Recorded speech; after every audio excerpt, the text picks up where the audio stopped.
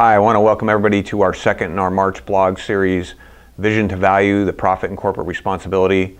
I'm Tad Radzinski, speaker, educator, and expert in corporate responsibility and sustainable product design. I want to thank you for joining today. This is a really exciting series because really this is the culmination of all your efforts. For those of you that have been following along, we've been really focusing on building your corporate responsibility program, figuring out the best ways to engage employees, how to do materiality assessments, and now we're talking about getting the word out and really quantifying the benefits of corporate responsibility. The first in our series talked about increasing sales.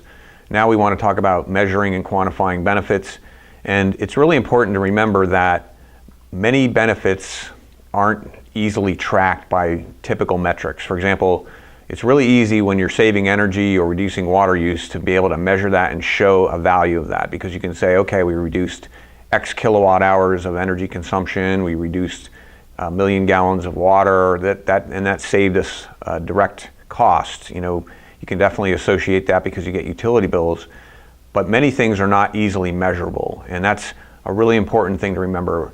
You know, we've talked a lot about building your brand, getting companies to really look at you as a respected organization, getting customers to really want to, buy your products or use your services.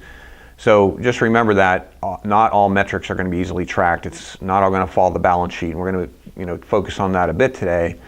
But really maintaining a good corporate reputation and building brand equity, huge. Not easy to measure always. It takes time because as you're building your brand, it's not something that you can just measure from day to day that you've got X more employees, X more customers, different things like that. So really important also to think about reducing business risk. How does that get measured? If you're doing a great job on your sustainability program and you have identified issues to your business, maybe a future resource limitation. For example, I was at a conference recently and there was a comment made that in 10 years there's going to be 100 million ton shortage of cocoa, which is really going to affect people who really like chocolate.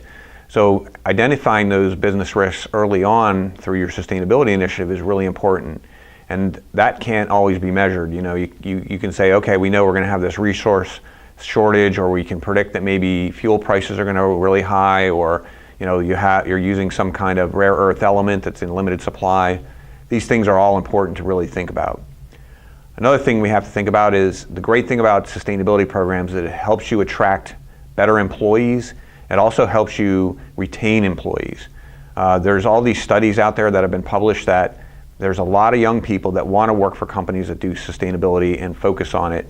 And that has proven to bring in really good people. I know certain companies, for example, like Patagonia, when they post a job position, they get several thousand resumes of people that want to work there just because it's such a great company from a perspective of sustainability. Another important to think about is customer loyalty and retention. We talked a lot about materiality. We talked a lot about using information to bring in customers and to show them that you really heard them when you were doing your materiality assessment. So very good stuff to think about when you're working on looking at how your program is going and trying to measure some of these results and values. So that's a thing that, as a sustainability professional, you want to be able to communicate that to your management and communicate that to your employees, that these are important things we have to remember, even though there's not a dollar value or some measurable increased sale of it, but they're all things that are very important. Another thing you really want to focus on for mainly internal is with your environmental, social, and governance programs. You definitely are going to save money, guaranteed. If you're focused on reducing your impacts, if you're saving energy, saving water, reducing waste, maybe reducing packaging, maybe redesigning products, all of those things are going to save money, there's no doubt. And that has to be illustrated and demonstrated as you go through the program. A lot of organizations need to show that these sustainability initiatives really pay off, and measuring these things is a really great way to do that. But I definitely guarantee every company I've worked with has saved money. And if you think about it too, some of those things we talked about earlier that are harder to measure, what is the cost of bringing in a new employee and training them all the time? Or getting an employee to stay with the organization. Every time you lose an employee, you got to start over and re-educate people. I know in my company, our employees are really important to us, and we want them to stay a long time because it takes a couple years to really get them up to speed on the way we do business and to really understand getting a wide breadth of experience. Another thing you want to do is be able to communicate to your leadership, show them how this is paying off, and definitely CFOs and CEOs really can understand dollars and cents, so being able to measure that's really important.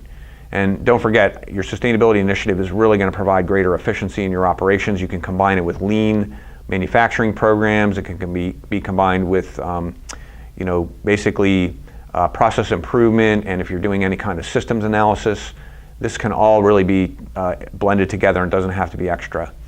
And I already talked a lot about the reduced operating costs, just a huge benefit.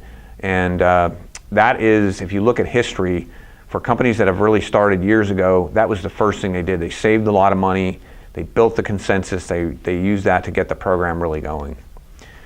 Another important thing is quantifying the benefits. I can tell you that if you're not measuring all the time, you're not going to have a good way of reporting. So you have to get into a habit, you have to develop a system where you're measuring this information all the time on your metrics, around your goals. It could involve simple things as, every time a utility bill comes in, it goes into a spreadsheet or into a database. It could be as complicated as doing employee surveys or even customer surveys or market research to find out how things are going. So very important that you're measuring, because the more you measure, the more you can understand where you are and really tailor your program. So just some examples, if you're a manufacturer, one thing that you might want to be measuring is how, if you're creating products that are quote unquote sustainable or greener, you definitely want to be able to measure the sales of those versus your standard products. Are you seeing an increase in sales? Can you prove that this is paying off? If you're a building owner and you're leasing space, you definitely want to make sure you're understanding what is the interest around green building. Are you getting demands by potential tenants or for your existing tenants that they want the building to be greener or better energy efficiency, different things like that? You need to be able to track that and measure that and pay attention to it. And then for other companies, if you have a sales team, you really want to make sure that they're understanding if they're getting sales because of the green aspects. We have a number of companies that we've done life cycle assessments for and environmental product declarations, and they can actually prove, they have real stories on how these EPDs or health product declarations or different things like that have helped them to get specified in different buildings, have helped them to sell more product. So these things can really pay off, but it's important to track that and communicate it. Another thing I don't want to forget about is there's a major movement right now on measuring natural capital. Natural capital is all the ecosystem services that provide all of us and every other species on the planet life. So things like clean air, clean water, water purification, different things like that we don't have a good means of measuring the value of those. Basically we externalize those costs, we impact these systems tremendously, but nobody really accounts for that. So there is movement now on putting a dollar value around what are the impacts to natural capital. And imagine if we could do that, that would really change the way we look at things.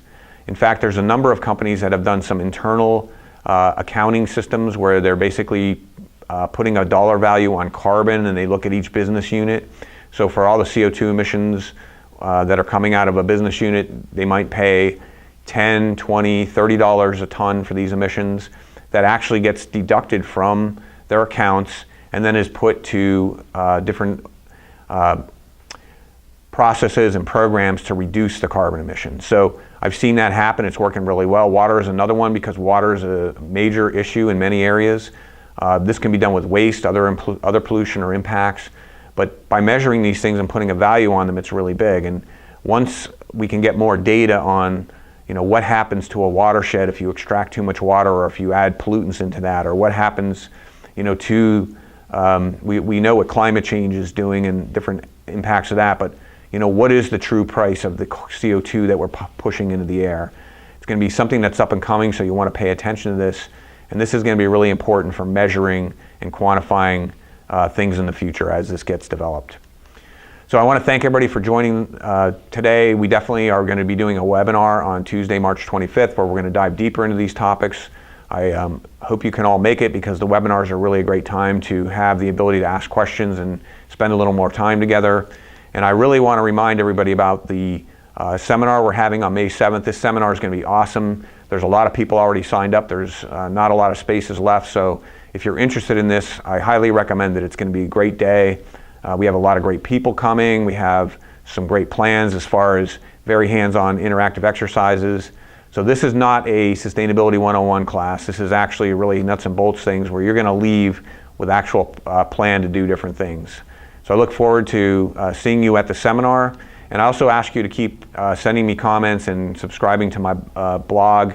Providing that input really helps us to tailor these webinars and blogs that we're doing. And it also has helped us really tailor our seminar for May 7th. So thank you all, and I look forward to seeing you in the future.